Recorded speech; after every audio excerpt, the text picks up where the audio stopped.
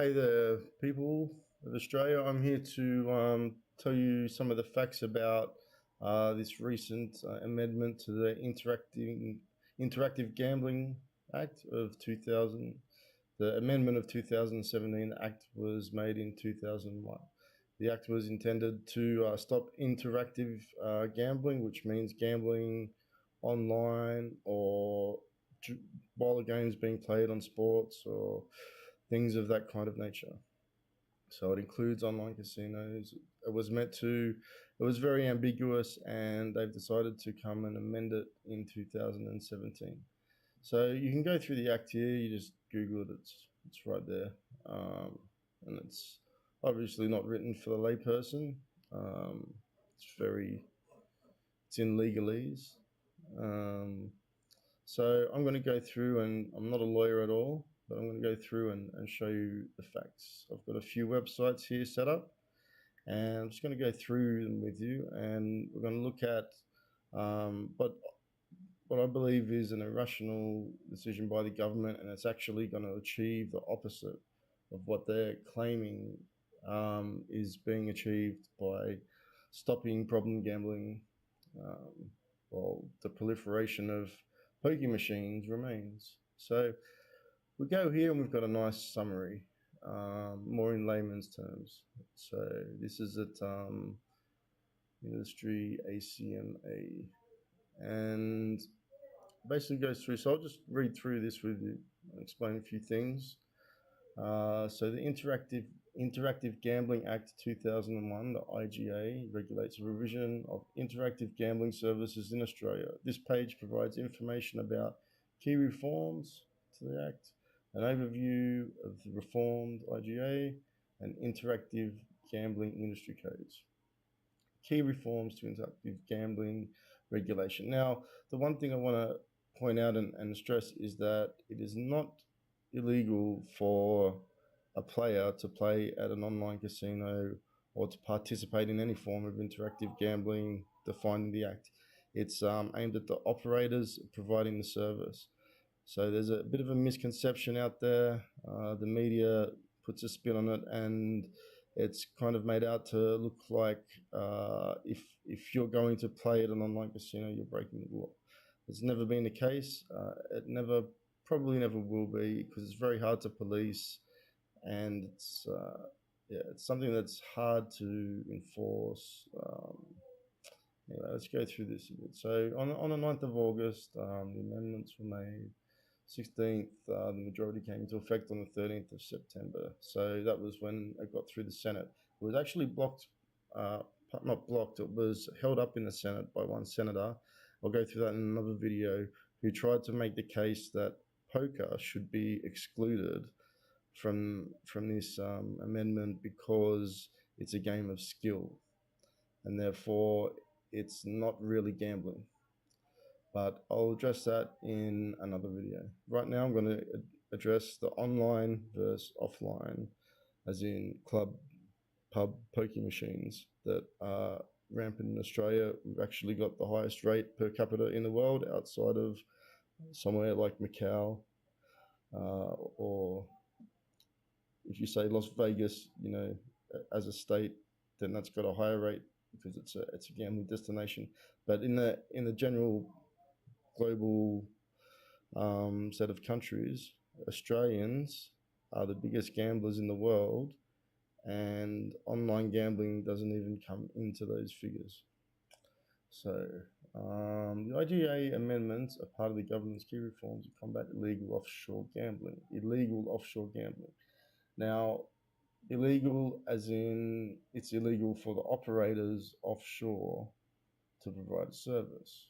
Now, that was always a grey area in the Act. If you can read legalese, you can read through the Act right here, and you'll see how obtuse it all is. And 2001 was when the very first online casinos were emerging. And so the IGA reforms include amending the law to make it clear that it is illegal for gambling companies to provide certain gambling services to Australians unless a personal company holds a license under the law of an Australian state or territory. So basically, they're just saying that if you're not in an Australian state or territory, you cannot provide this service to an Australian citizen. Basically, it's giving the government the monopoly, and it's giving them obviously the tax revenue, which is what it's all about. It's all comes down to the money, always does. And anyway, empowering the ACMA with new tools for compliance and enforcement, including civil penalties, to complement existing criminal offence provisions and making the ACMA responsible for the entire complaints handling process from receipt to enforcement. Now, empowering the ACMA with new tools for compliance and enforcement, including civil penalties. Well, I'm not aware of anything that's been reformed. And again, I'm not a lawyer. I can't read the entire act and understand it. But the way I read it, it's only civil penalties that they're imposing on these offshore operators to make them comply. So basically, we'll get to that very soon. Introducing other disruption measures to curb illegal offshore gambling activity. Again, they use the word illegal. Now, it's debatable if it's illegal or not. In this section here, basically, it's only illegal if you're operating in Australia under an Australian license, because under the Australian licenses, which are governed by state and territories, now this is a federal act that covers all those. It's obviously got jurisdiction over all the state and territory licensing bodies. So the licensing bodies have to follow federal law, but the state licensing bodies have to follow federal law, basically. So introducing other disruption measures to curb illegal offshore gambling activity. Now, I'm not sure what's illegal. It's illegal for an Australian licensed company to offer an interactive service to Australians, and then they've brought in civil penalties for those operators outside of Australia providing those services. So, I'm not sure the term illegal, unlawful. I'm sure the people who wrote this know what they're doing, know what they're talking about, but the term illegal offshore gambling activity, that's referring to offshore companies that are taking bets from Australians. Now, the people making the bets are not breaking any laws. It will never be the case.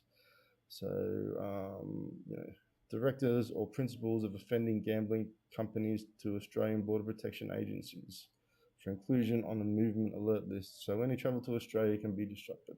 So basically, they're going to put them on the no-flight list or whatever. Any operators who provide the service. Clarifying click-to-call in-place betting services are prohibited, and that the place-based betting services are not prohibited. Now, this is what brought the whole thing about. The whole debate started because recently the sports betting industry in Australia has gone through a big kind of mergement, a corporate takeover by these big British firms such as William Hill, Paddy Power, Ladbrokes, a few others. And they've come in and bought up all the Australian licenses and all the old Australian bookmakers. And it's quite funny. I'll do another video on the sports betting thing as well, because it's too much to cover. But I'll actually demonstrate how sports betting in Australia and under the licenses is far, far worse for the player. And that's who I'm here to, to go into bat for, I guess, than betting in Australia. You're far better off betting offshore because you get a much better deal. And, it's up to the operators if they pay or not. There's some unscrupulous ones. There's some great ones. I use them all. I have used them all. I've been doing this for a long time, gambling for a long time. um, gambling and finding an advantage against the house. Now I can do that in Australia, but I'm actually banned from every single sports bookmaker. I'm restricted to the point where I can bet $10 or less. Anyway, introducing a prohibition on certain wagering operators offering lines of credit to Australians, facilitating the precision of lines of credit. So that's lines of credit. But just back to this in-play click to call.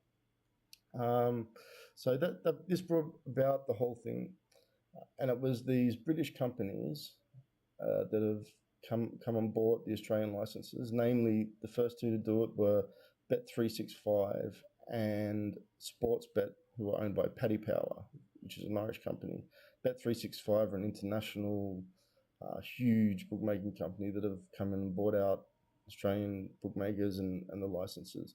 Now they curbed the law because it's clearly you can't bet, you could not bet during the game.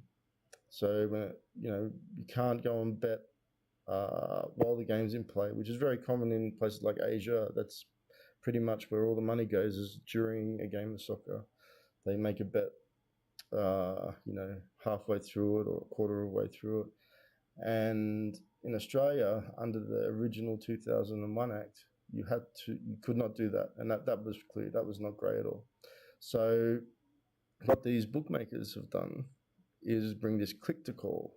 They've used this technicality where they've curbed the law by having a service where you can bet during the game by clicking on a button that actually makes a VoIP call to the website, to the company, and through that VoIP call, it asks you, do you confirm your bet?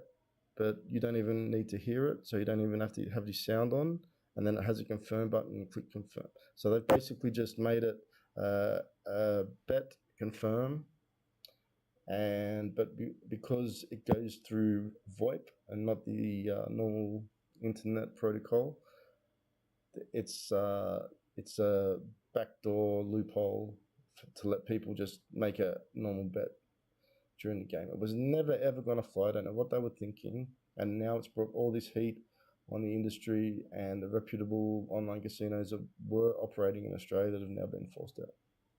So, and then they're cracking down on credit because a lot of these bookmakers, and we're talking about sports booking the regulated old industry of bookmaking.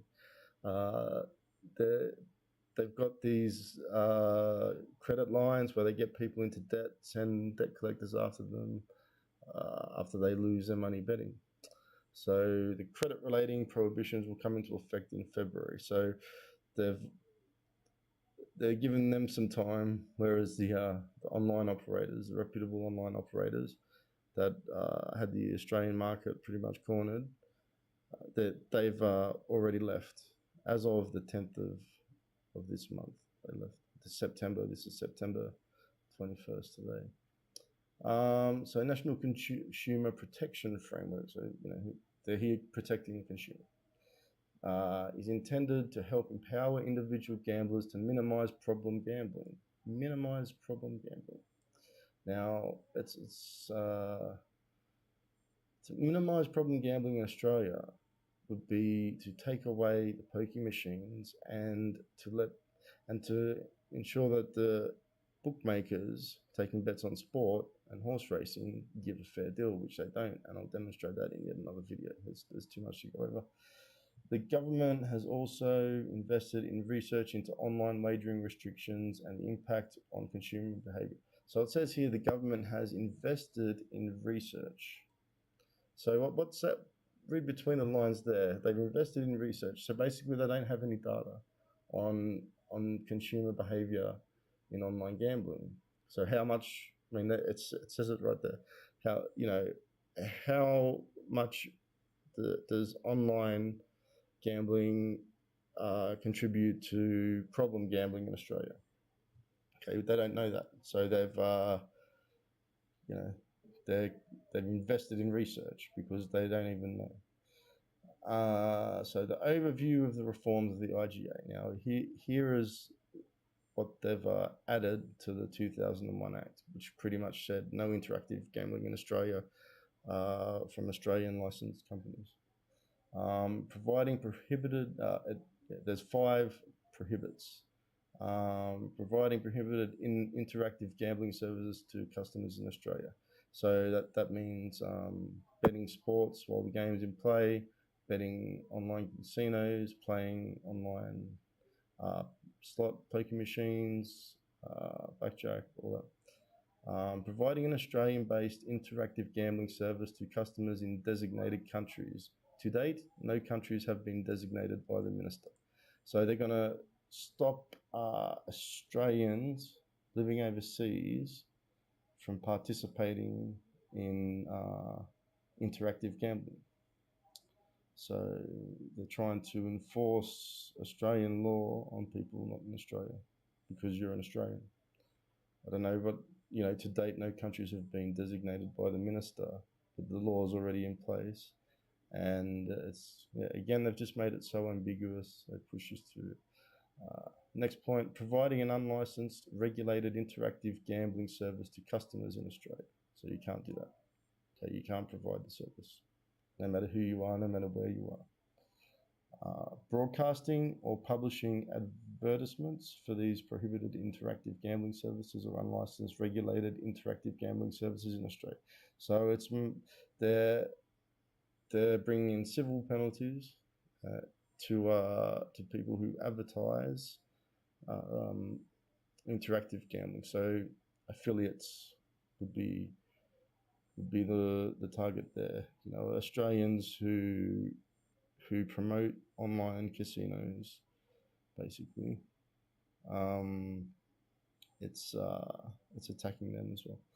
And then providing or facilitating the provision of credit. So again, they're stopping credit, which is probably a good thing. That's the only good thing that it's done is crack down on credit, because you should not be gambling on credit.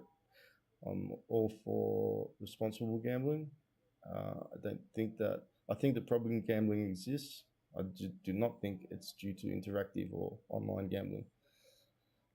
They call it interactive gambling. It's really addressed at online casino play, basically, and betting sport during play. You can do it on the telephone, but you cannot do it online. The ACMA may, on our own initiative or in response to a complaint, investigate whether a person has contravened the provision. A complaint may be made in the section 16. Okay, so now we get to prohibited interactive gambling services. Examples of prohibited interactive gambling services include online casino-style games, online slot machines, online wagering services that accept in-play bets on sports events. So that's who they're going after. This is to stop problem gambling. Now, we'll get to where I'm going with this. Prohibited interactive gambling service is defined under Section 5 as a gambling service where the service is provided in the course of carrying on a business, or the service is provided to a customer using any of the following: an interactive carriage service, any other listed carriage service, a broadcasting service, any other content service, a data casting service. So it's covering all. This is pretty much saying no VoIP. You can't bet via VoIP. You can't bet via the internet. You can't bet via satellite. There are a number of exclusions, notably regulated interactive gambling services like telephone betting services and wagering services. So you can still bet on the phone during a sporting match. That's what that means. Regulated interactive gambling services. Regulated interactive gambling services is defined in IGA. Essentially, it includes those services that are excluded from the definition of a prohibited interactive gambling service, and includes telephone betting services and online wagering services, other than those offering in-play betting. So these services cannot be provided to customers in Australia without a license granted by an Australian state or territory licensing authority. This is a federal law presiding over state law, I guess. I'm just saying that you can't bet unless you have an Australian license. The Register of Licensed Wagering Services, ACMA has published a register, you can see it here, of eligible regulated interactive gambling services. Those interactive wagering services who are licensed in Australia. So it's basically a list of, licensed Australian operators. Its purpose is to help those people who choose to gamble to avoid using illegal offshore services. So it's designed so people are supposed to come to this site and check the register before they have a bet to make sure that they're complying with a law that doesn't even apply to them. It applies to operators, not people. So its purpose is to help those people who choose to gamble to avoid using illegal offshore services. Now, it sounds like it implies that the person making the bet is breaking the law, when that is not the case. So I think that wording there is quite deceptive, and it's trying to protect the Australian industry from the competitive offshore industry, which gives a much better deal to the player, basically. An eligible regulated interactive gambling service is defined in Section 68 of the IGA as a regulated gambling service that is covered by paragraph this one and is not in contravention of subsection 15A, which you can go and look if you want to read the legalese. The prohibition on providing unlicensed regulated interactive gambling services to customers in Australia. Deterrence and disruption measures. So because they can't enforce the law on these offshore operators, as in criminal law in Australia, they've come up with a bunch of basically threats to these offshore providers of, let's just say, online casinos and other sports books operating outside of Australia that give much better odds than Australian bookmakers. So the ACMA will have a range of deterrents, including notifying authorities in overseas jurisdictions about licensees who are breaching the provision. So if, say, for example, if a company licensed in the UK offers a online casino to an Australian, the ACMA will notify them. Providing information to Australia's Border Protection Agency, including the names of directors or principals of offending gambling services. So the offenders they talk about, Section 59D of the ACMA Act. So they may be placed on the movement alert list, which may disrupt travel to Australia. So basically, that's part of the civil action that they're going to take against these operators, is that if a director or a major shareholder in a company that offers a service to an Australian, they're going to put them on the no-flight list, as if they're a terrorist or something. Again, they like using terrorism things to get everyone for everything. Enforcement. We have a range of powers to deal effectively with breaches of the IGA, including the power to issue formal warnings. So they're allowed to issue a formal warning, issue infringement notices for contraventions of the IGA. Now, that could, I don't know because I'm not a lawyer, but an infringement notice for contravention, I'm not sure that they can do that to somebody outside of their jurisdiction, which is Australia. This is like Australian federal law. So an infringement notice for contravention, I'm not sure. I'd like to know if that could apply to someone who doesn't fall under the jurisdiction of the Australian federal government. Apply to the federal court or federal circuit court for civil penalty orders for contraventions of the IGA and or injunctions.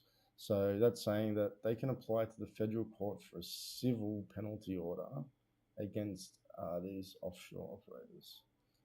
Refer a matter to the Australian Federal Police for investigation or the Commonwealth Director of Public Prosecutions in connection with criminal offence provisions. So again, that can only apply to people or companies that fall under Australian jurisdiction, because you can't enforce Australian federal law on an offshore company that's not breaking its own country's law, even if the Australian government wants to take civil action, they can. But yeah, and again, I'd like to get this checked up. I haven't been to a lawyer, I haven't spoken to a lawyer, but can they impose this on somebody, like on somebody offshore who's licensed in another country? I'm not sure.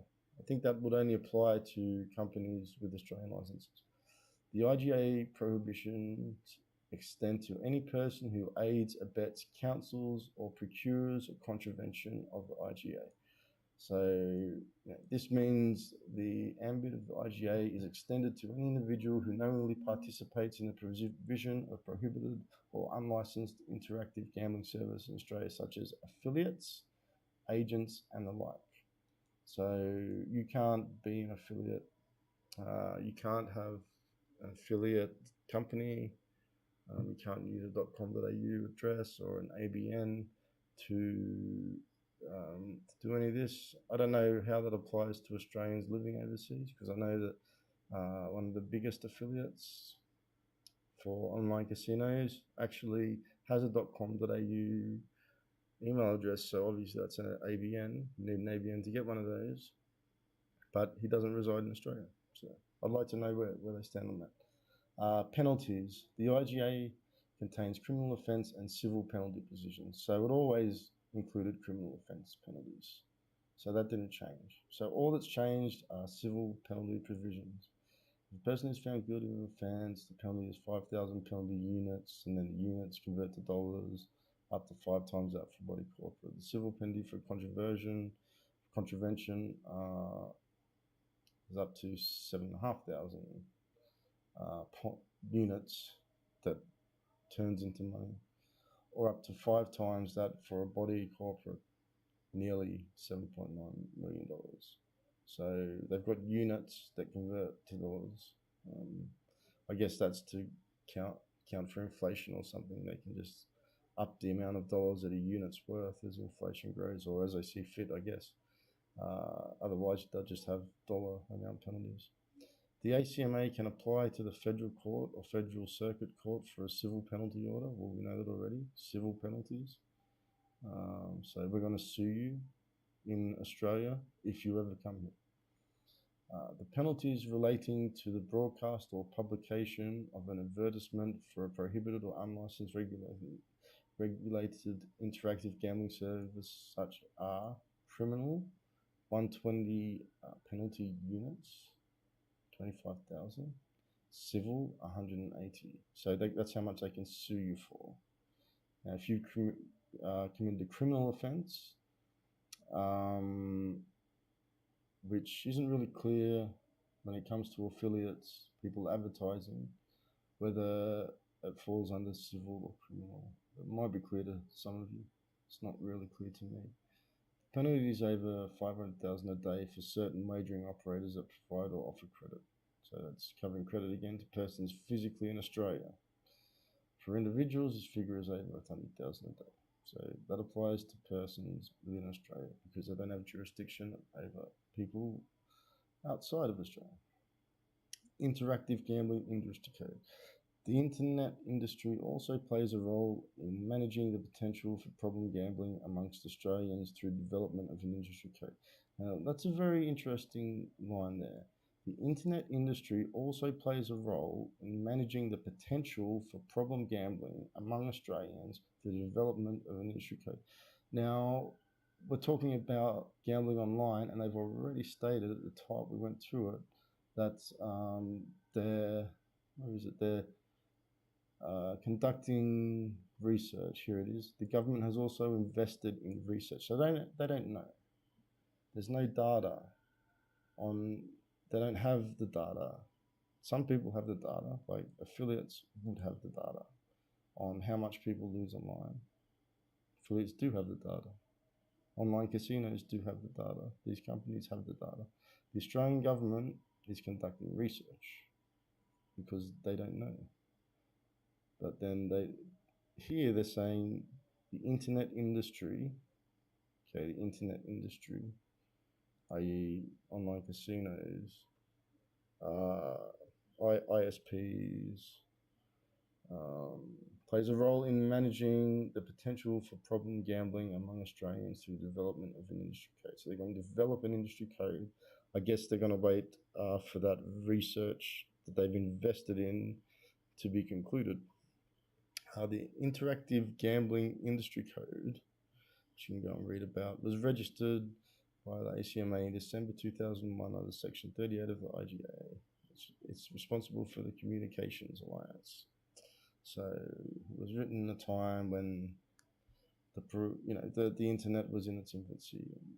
And it was kind of archaic. The code provides a mechanism for internet service providers, ISPs, to meet their legal obligations in dealing with designated internet gambling matters, including a scheme to deal with notifications by the ACMA of prohibited content.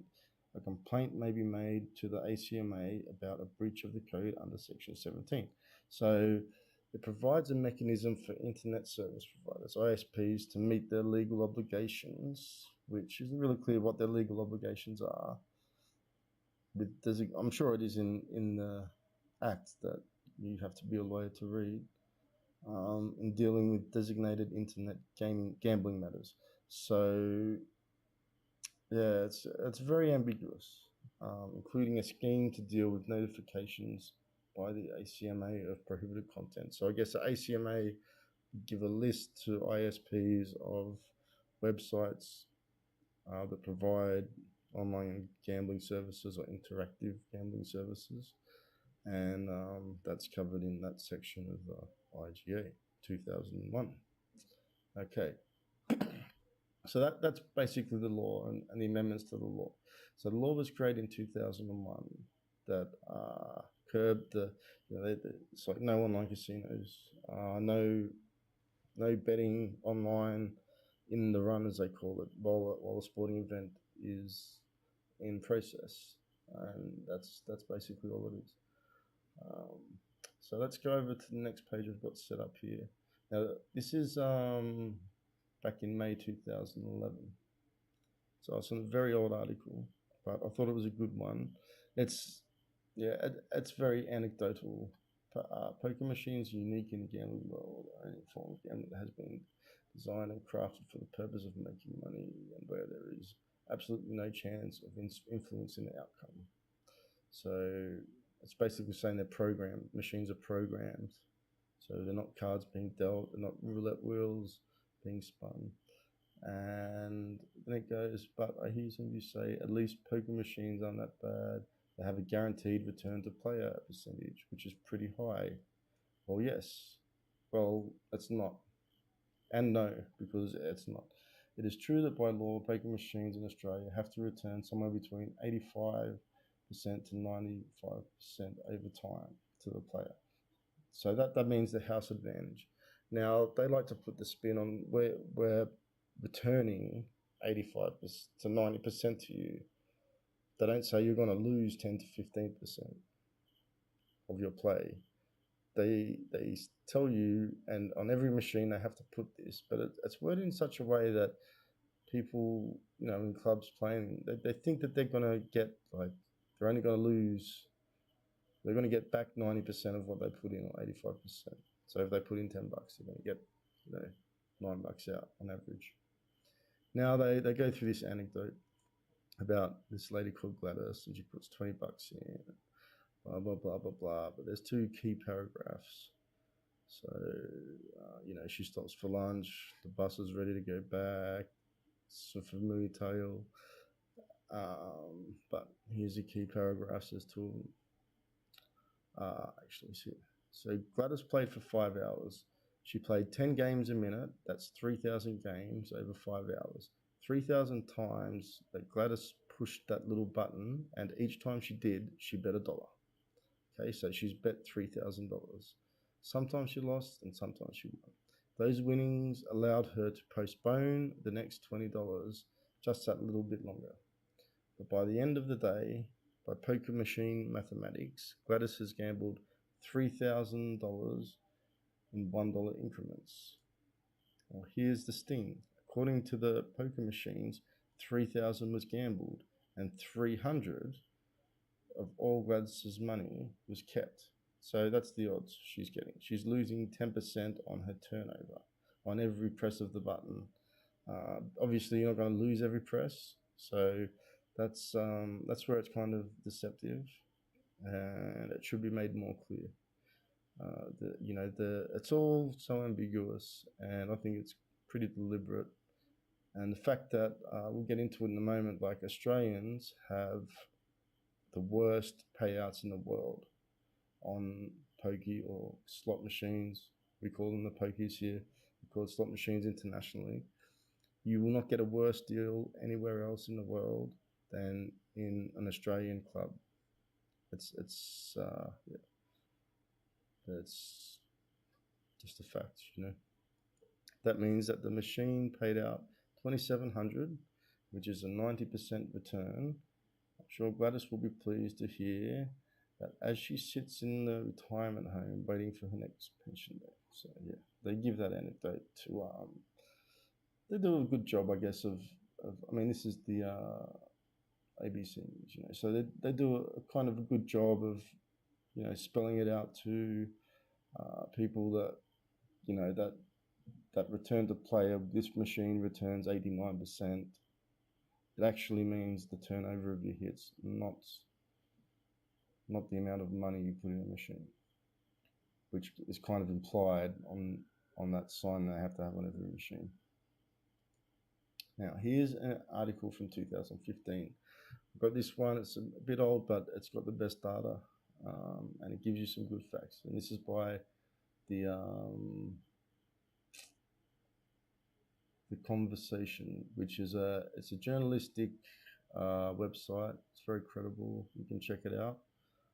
Pokie losses in Australian pubs and clubs increased fourfold between 1990 and 2000, just before the internet came out, or while the internet was coming out, but you couldn't really play online. Australia has more poker machines per person than any other country in the world, excluding casino tourism destinations like Macau and Monaco. It has nearly 200,000 machines, one machine for every 114 people. So that's pretty astronomical.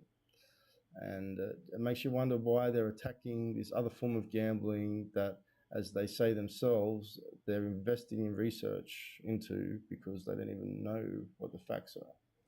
This is startling statistics resulted from a wave of pokie liberalisation during the 1990s that saw them introduced into pubs and clubs everywhere in every state and territory except Western Australia. And you can see that in places like the ACT. You've got clubs everywhere that have pokies, and they've put pubs out of business because licenses cost so much. These are sports clubs; they get discounts, but I mean they're still paying out fat director fees and employee wages, and I mean like upper management wages and that. So, and it's also a conditioning to the kids that it's to fund kids sports, but nowhere else in the world is it socially acceptable for daddy and mummy to take the kids out to dinner at the club, and then mummy and daddy go and play the pokie machines while the kids go to the designated kids area where they have all these games and stuff and supervisors to watch the kids, so that mummy and daddy can go and gamble on the pokie machines. It's the only place in the world where that's socially acceptable or even legal. I mean, it doesn't happen. It doesn't happen in Las Vegas. It doesn't happen in Macau. It doesn't even happen in these really clandestine border casinos in Asia, where, say, in a country like Thailand, you would have to hop across the border to play at a casino in either Cambodia or Laos, where they've got casinos set up for Thai people. Even those casinos wouldn't let that happen. Kids come in, mummy and daddy go over there and gamble, and the kids have pretty much a babysitter to look after them. So it's quite staggering. To track social impacts of this expansion, state and territory governments have commissioned surveys to measure the level of gambling consumption and lead to harm. In total, more than 275,000 Australians have been interviewed for this study. Recently conducted an analysis, you can read more about it on this link, of these studies to build a nationwide picture of how pokie gambling has changed across Australia over the past 25 years. We look at participation rates reported by the surveys with the government on actual poker machine expenditure in pubs and clubs for each jurisdiction. So they got the data converted into 2015 dollars to account for inflation. So all this money is all these graphs are inflationary adjusted, I guess. Consequently, the figures presented here should be considered minimums, especially in Tasmania and Northern Territory, where a large portion of pokies are located in casinos, which are not included in these figures.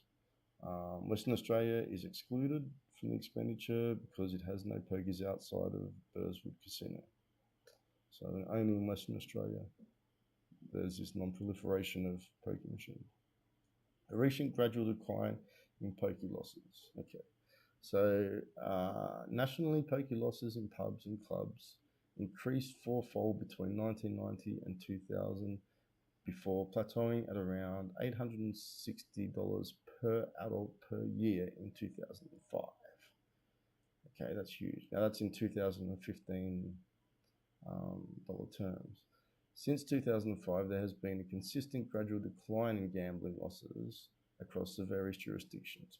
Throughout this period, pokie losses per adult in New South Wales have remained around 50% higher than the national average. And then you go through this graph here and it shows you the graph, and it's 1.3, and I'm guessing that's million. It doesn't say here, but yeah, anyway. So you've got New South Wales and then all the other states here. And you see the decline. You see the years here up to 2015. There's a bit of a raise in New South Wales. That's because more clubs, there were more pokie licenses granted.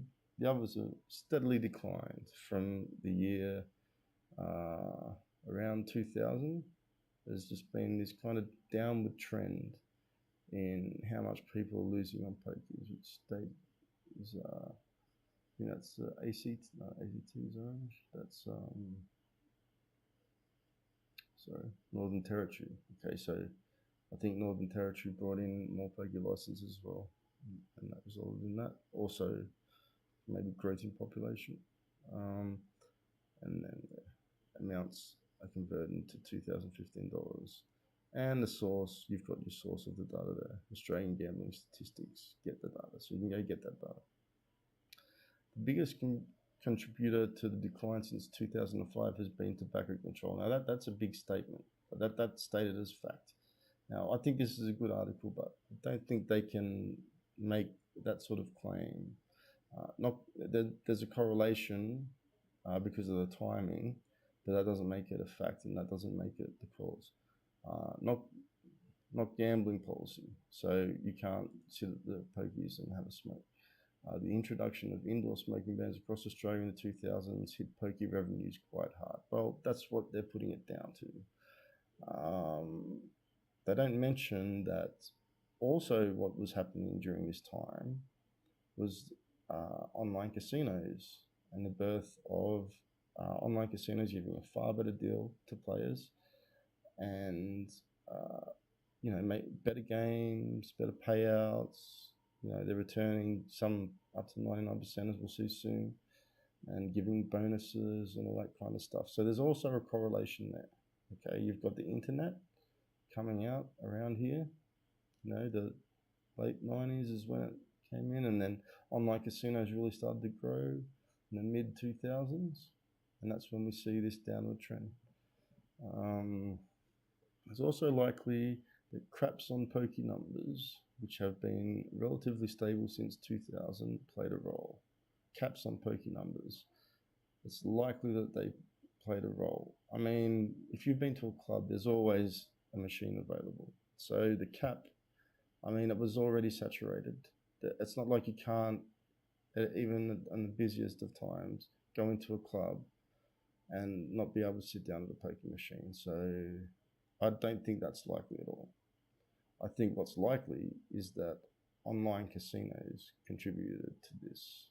Online casinos played a role, not the cap on pokie numbers, which has done nothing because you can still sit down at a pokie whenever you want. However, this should give no reason for complacency. The decline in pokie revenue is slowing and possibly beginning to reverse in New South Wales, Northern Territory and Queensland. So the decline is actually slowing, maybe coming to reversal. We'll have to see the next set of data to know. But yeah, even though you've got people playing online, like no one was playing online back here. Not everyone, a lot of people are playing online here, and we don't have data. But I'm sure they're going to invest in that research and let us all know. Current annual losses on pokies in pubs and clubs for Australians amount to $633 per adult. New South Wales, $978 per adult. The lowest is Tasmania at $283 per adult, which probably has socio-economic factors built into it. Although casino play a more important role in Tasmania as well. So there is a pretty decent sized casino in Hobart where most of the residents of Tasmania live. These figures are very high by world standards, very high. You can read more about it there, but it's staggering how high it is. The losses by Australians on pokies outside of casinos dwarf those of any other comparable countries. They are 2.4 times greater than those of our nearest rival, Italy. So the next country that loses money on slot machines, Italy, and Australians lose 2.4 times more than them. That's just staggering. I haven't seen, there's been no attack on this. There's been no legislation brought in. They capped the number of pokie machines when the market was flooded. When there were too many pokies for, you can, like I said, you can always get a suited pokie machine. These losses are even more anomalous when compared to non-casino gambling machines in other English-speaking countries. Australians lose 3 times more than New Zealanders. 3 times more than the Kiwis we lose. That's just staggering. 4.1 times more than Canadians. 6.4 times more than Irish. And 7.5 times more than British. And 9.8, almost 10 times more than Americans. Australians lose on slot machines. So that's the figures, and that's all real data. Falling numbers of pokie gamblers. Okay, the modest decline in losses since the mid-2000s has been driven by a falling number of people playing the pokies. The chart below shows a proportion of the adult population in each Australian state or territory that gambles on pokies at least once per year. These proportions are derived from the surveys described above. So the people they surveyed, which is a good sample size, is what they came up with. Percentages of adults who gamble on pokies. And you can see this steady decline here. And you can see here leading the pack is, we don't have data for Queensland there. ACT, it's declined. Northern Territory. You see this downward trend, this same kind of downward trend that correlates to smoking, not smoking at machines, but it also correlates to the online casino industry and its maturity, its coming of age, and that correlates to the development of the internet, which is not mentioned in this article, but they make assumptions like smoking caps on machines. Well, I'm going to make an assumption and say it's because more people are playing online. The reason for that is because they get a much better deal. Participation rates peaked shortly after 1990s at around 40% for the larger states. Since that time, participation consistently dropped below 30% across Australia and has fallen to less than 20% in Australia. Amounts lost per gambler have remained constant. So people who do gamble are still losing the same. Dividing the pokie losses in clubs and pubs for each jurisdiction by the number of actual gamblers reveals an average amount lost per pokie gambler per year, as shown by the charts below. Some lines on this chart are shorter than others because the survey-based participation data is not uniformly available. Okay, so it's just saying that the numbers aren't perfect.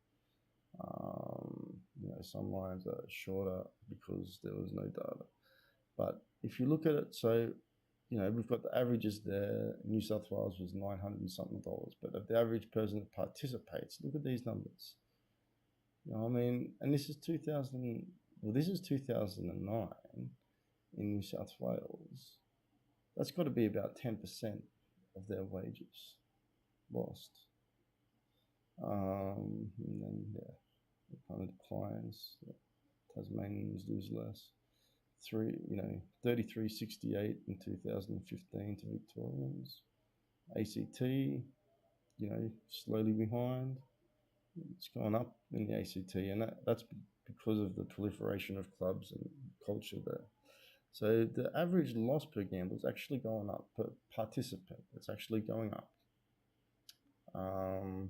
Reduction in total poker losses since 2005 has not been matched by a corresponding decline in losses per individual gambler. After reduction due to smoking bans, you can't just say that.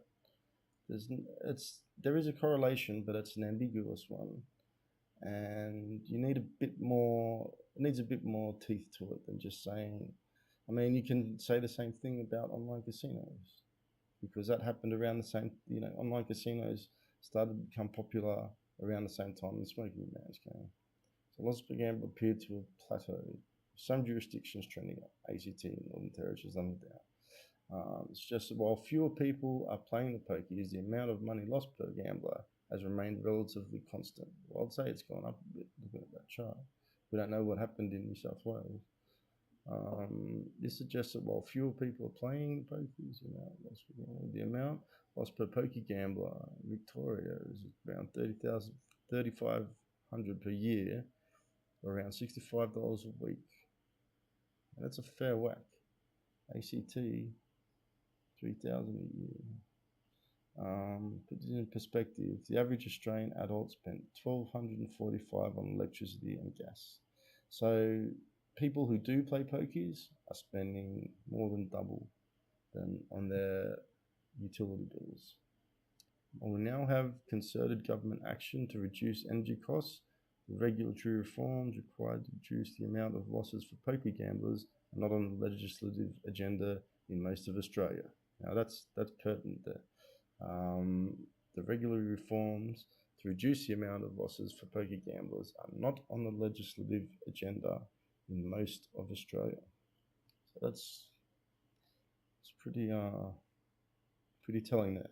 So they've brought in this interactive gambling thing, which is a small part of the amount gambled in Australia. I can't give you the numbers, but the numbers are there for pokies. And I'll tell you now, like online gambling, interactive gambling is far, far lower, but that gets taxed. Now, could it be because there's so much revenue in the tax on poker machines? So let's go over here now to Wizard of Odds. Now, unfortunately, this was a really good site to tell you the odds of everything, because I've actually played online a lot and made a living by it, by taking advantage of bonuses. And yes, it is possible. They say, get into the poker thing in the video. This is taking quite a while to go through all this. But you just look at Las Vegas. Okay, so Las Vegas is paying out this. So we're way behind Las Vegas, but it's still not great. It goes all the way down. Like if you're at the airport, you return, what they return a lot of slots in Australia. So yeah, they're the figures there. But in a big slot casinos, they're paying around the 92.5, which means you're losing about 7.5%, not 10%. So that's just a comparison there. So why does Australia give such a raw deal? compared to Las Vegas. But the real thing I want to get to is online. Now here we have this is Wizard of Odds again, and he's got all the different software providers and their returns to players. Now here's a list, and this is varying providers, which not all of them were prolific in Australia before they got booted out. But you can just see here, like 99%, and that's NetEnt. Now, the two that were the most popular in Australia by far were microgaming and NetEnt. They pretty much controlled the market. Playtech had some market share, but microgaming and NetEnt, and I can't provide you figures on this, but I know the industry, and you just know you can use Wayback to go and look at affiliate sites and who they were promoting. They were promoting NetEnt and microgaming, and it's obvious that they were the two most popular. Playtech, yes, Betsoft, IGT as well. So these are the payouts online. Return to player, 99%, 98, all the way down, 97.5, 97.5. Now it goes down. The worst is 97. That's the worst that you're going to get online. Now the anecdote of Gladys over here, where she played 3,000. Now, if she was to play the worst game, she lost $300. So here's a paragraph here. She lost $300 because she gambled 3,000. She kept feeding in the $20 notes and was wondering why they weren't coming back like they should, but the math was actually correct. So if she was playing online, she would have lost 3% of the 3,000. So not 10%, 3%. So instead of $300, she would have lost $90 if she gambled online. So that's your comparison there. And that's a worst case scenario. That's 97%, which is 97% the worst payout. Now we can go to because I don't want to be misleading. Look at microgaming and NetEnt, because they were the ones. See, this turned into an affiliate site with all these ads and stuff, but it's also not a bad thing because they do give bonuses. But these aren't microgaming casinos. They're just ads. They get the best deals at, but they do list. So microgaming is paying out between 97%. They do have 95.89, which wasn't in the level list. They've got some 95s here, even a 94 somewhere, I think. But it's clearly, we've got one of them has 92%, 94.5 there. But then you've got 96, 96, 95. Now this is pretty bad for online. So I guess it wasn't included in the initial list because they're just listed in the most popular game. Some of them are pretty low, like you've got some in the 90s. These are jackpot games where you can win millions of euros, so they charge more. They take out a higher RTP because when someone hits a jackpot, they're paying out millions. These are huge. This is microgaming is massive company. Martin Mashal owns it. He is a South African and very big player in the online gambling industry. So you can see the payouts, not great, but way better than poor old Gladys. She would have lost half as much, or half as much in the best case scenario. She probably would have lost a third if she'd played at a microgaming. So we'll just go back and we'll take a look at NetEnt, who just started bursting onto the scene a few years ago, and really competitive. We'll scroll down past all the ads, and similar numbers but a bit higher. I wish it was ranked in order, but it's not. We've got 97%. This one here, Bloodsuckers 2, was actually paying out positive RTP, so it was at like 102%. And all the people who actually do this, such as myself, who find advantages playing slot machines, which I'll explain how it's done in a bit. They were onto that, and Bloodsuckers 2 was getting hammered, and they had to take Bloodsuckers off the list of approved games for the bonus money that they give. So yeah, they're a bit better than Mikey Gaming. They got a 90 here, but that's going to be a jackpot as well, Relic Raider. We got 96, 97, around there, 96 and a half. So Old Gladys would have lost about a third as much. We got table games, that's relevant. Gladys in this article would have lost about a third of what she lost if she were to play online, interactive gambling. People lose a third as much, and that doesn't include bonuses. Now, Wizard of Oz, oh, sorry.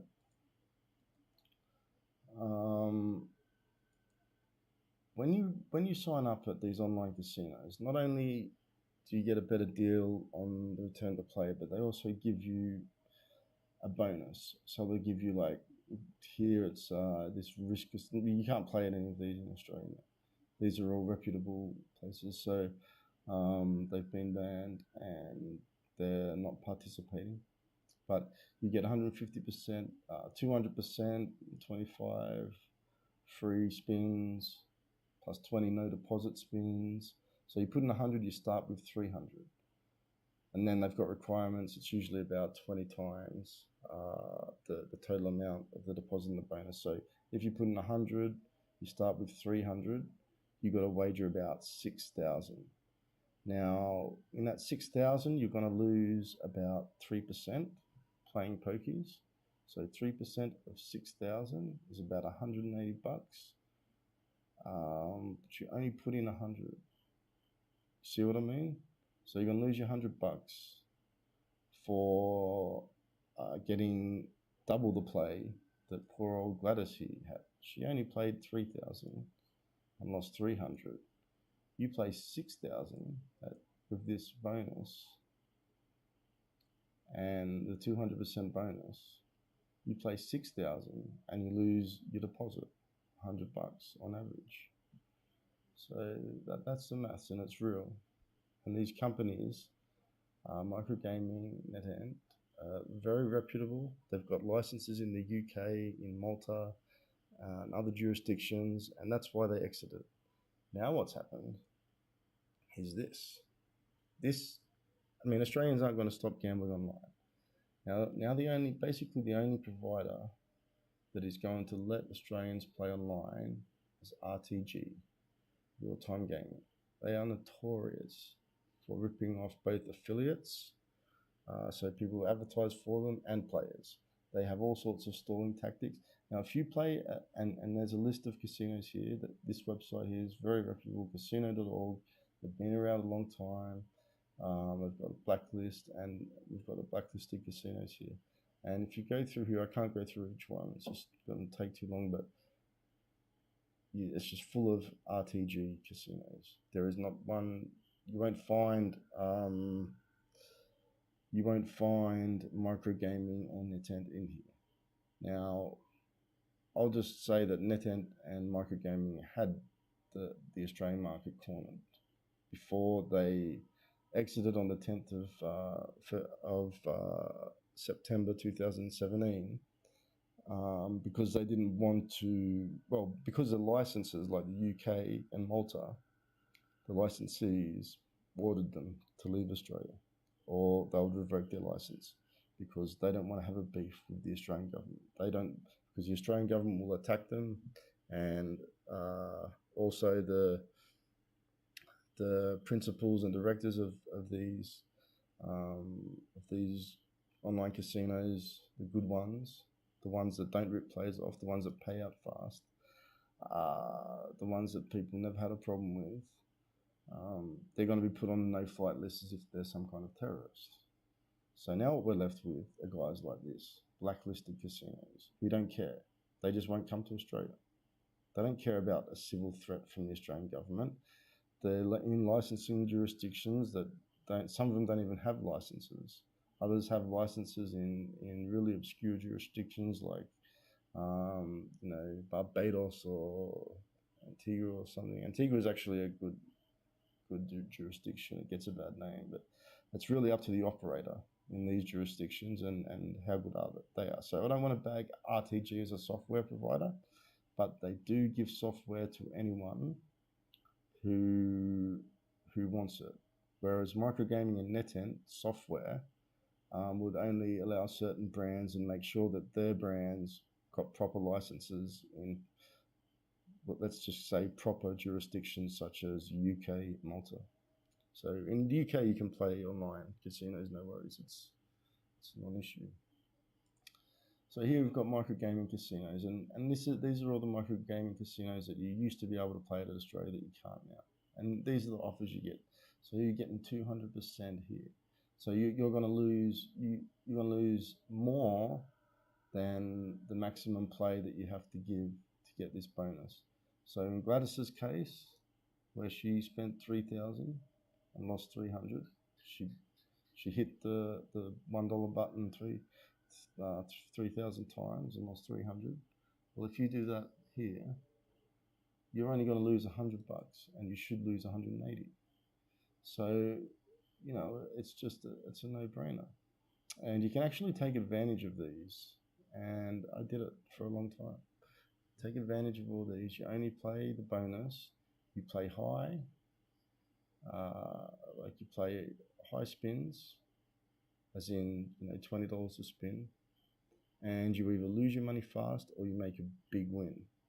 And the math is there. I'm not going to go through the math, but you can actually play these and win for a long-term profit, and that actually makes online slots a game of skill, because there is skill and it's beatable. It was beatable, it's not now. And here's NetEnt, the other big one that used to be able to play at, and their bonuses here, 200% up to 300, 200% up to 100 euros, 100%, 200%. So you can see that online the return to player is much, much higher. We're talking like average, you're looking at around 96, 97%, and you get these bonuses. So if you're Gladys, your money's going to go, you push that button 3,000 times, you're only going to lose like $90. But if you put in, you're only going to lose $90, but she lost 300. Now, if she got this bonus here, she would have only put in $100 and lost 90 and got $10 back. She wouldn't have lost 300. Doesn't happen online. It's a much better deal. But now, the Australian government has forced online casinos underground. So all you're getting are places like this. RTG casinos are everywhere. If you do a Google search now, you'll find the dodgiest of the dodgies. You've got affiliates operating. You've also got dodgy affiliates. There used to be Australians, such as myself, who used to be affiliates, and now we're out of business because of this law. And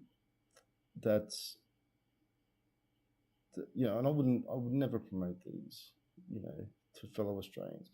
So you've got dodgy affiliates promoting dodgy casinos, and that's the result. And I very much doubt that it's going to decrease the amount of money that people gamble online in Australia. I think that trend is still going to continue, of people playing online. You've got RTG as a group. There's other casinos that are RTG here as brands, but as a group, payment problems. So there's general payment problems with RTG. They don't like to pay out. They use all sorts of stalling tactics and things like that. They're really bad for affiliates. As an affiliate, I never, ever, ever touched them.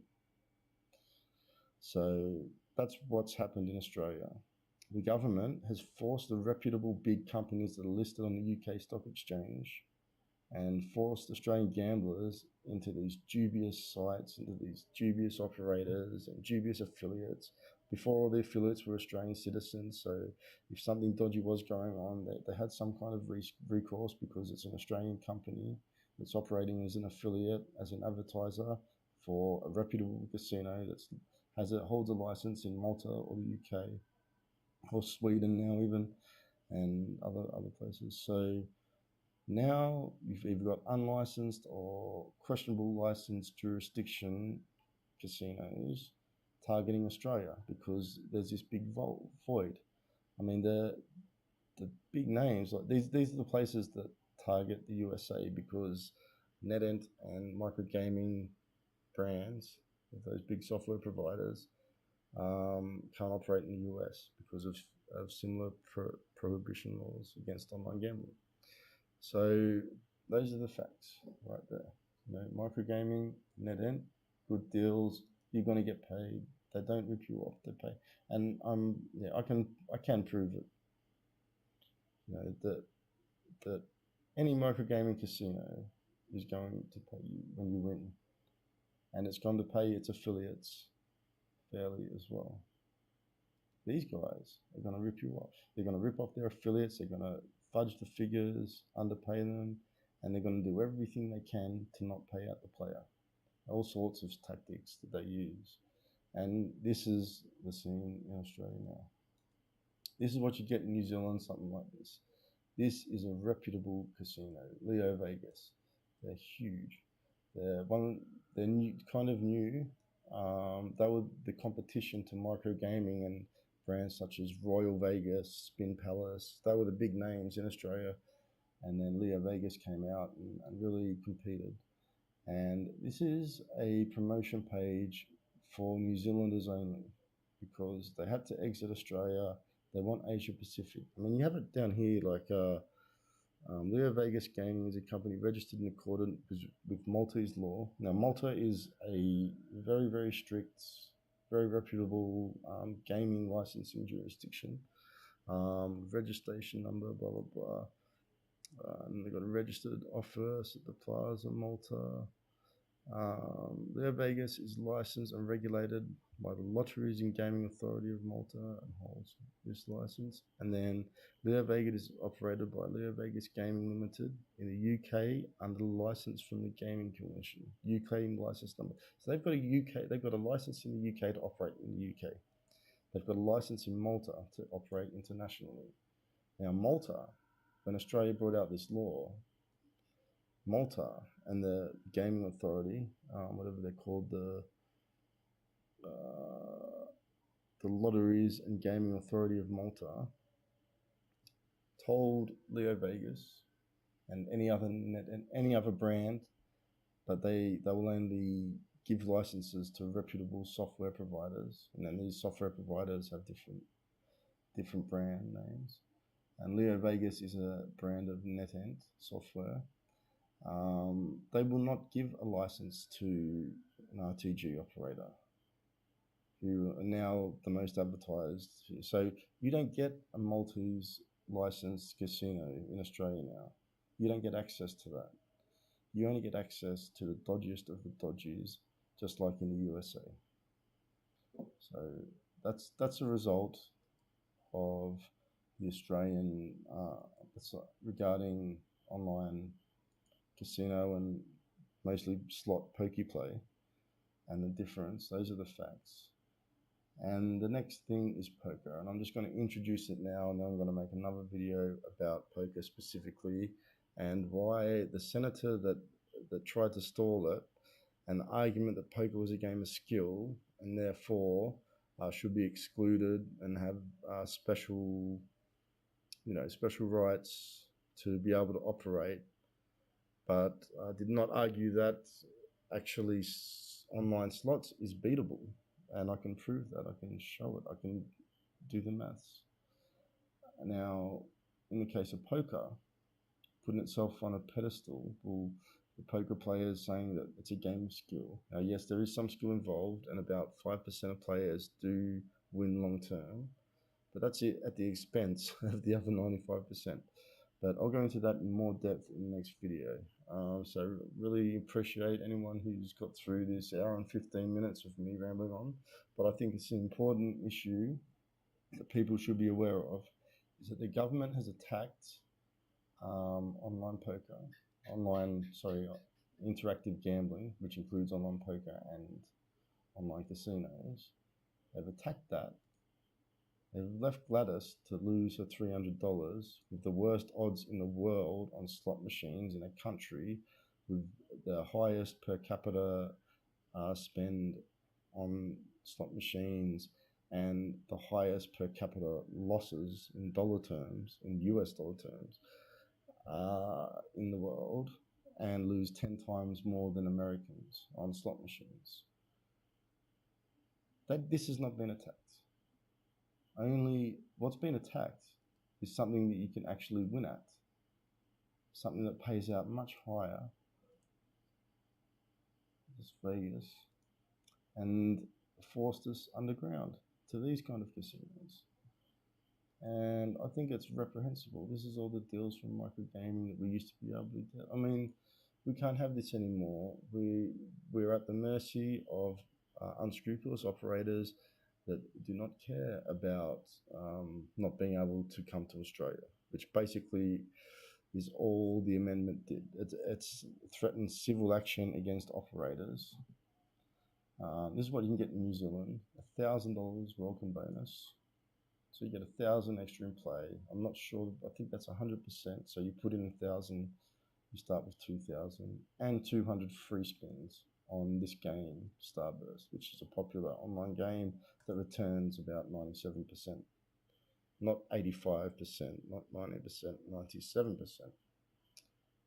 And then we've got online poker, who tried to make a play to exclude themselves. They didn't attack the fact that,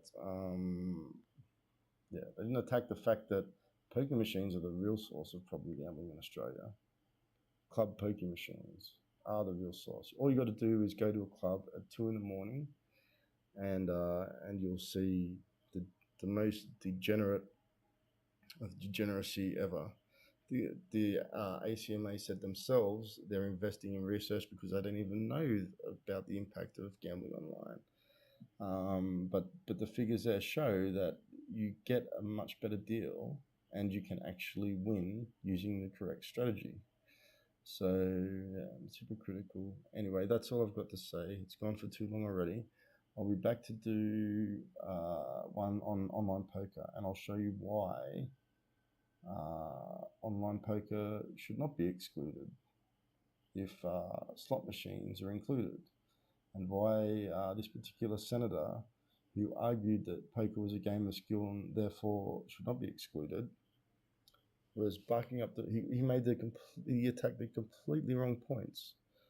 You know, the point that we are gonna force this civil action on online casino operators because we think that it's conducive to problem gambling.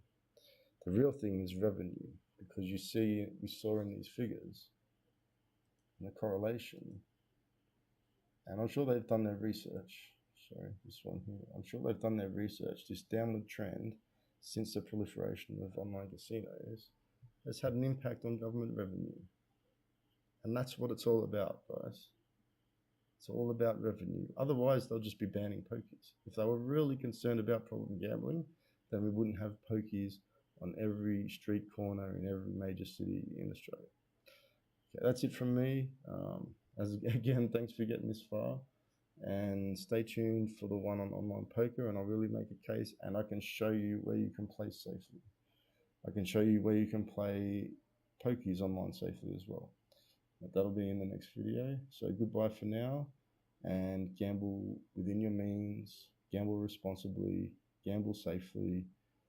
Don't gamble with RTG casinos, which are what you're going to find if you do a search. Have a look at the software provider when you do a search, and make sure if it's RTG, don't play there. But pretty much that's all who's providing service to Australia at the moment. So you're not going to have much luck.